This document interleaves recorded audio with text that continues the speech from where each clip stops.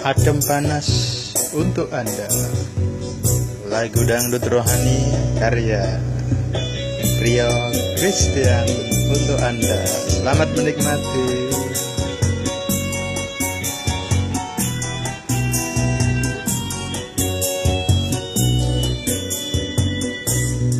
Adem opo panas, ojo nganti anget-anget tuku nyere Gusti Yesus kan prayuga kudu mituku. Ojo koyo sidang jemaat Laodikia kang pakaryane anget-anget kuku margo pangane kane pangeran Yehuwa kang mengkono bakal dimuntahake. Ayo kanca diru dadi saka guru toya sidang jemaat Philadelphia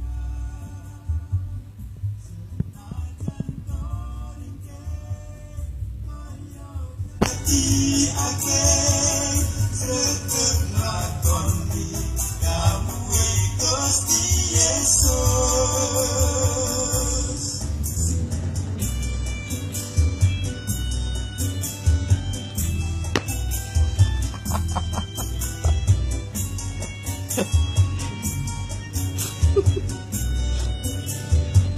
Sorry.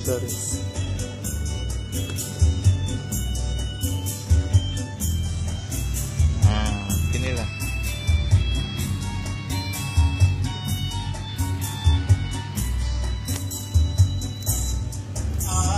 Adem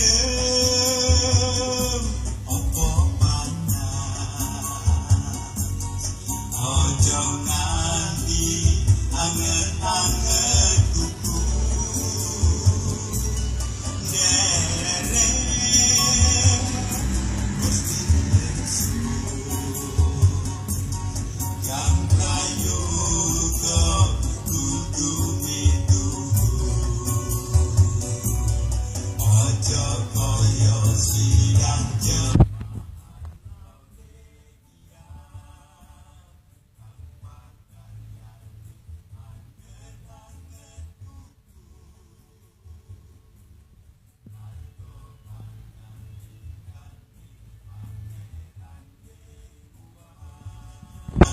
yang mengkono bakal dimuntahake.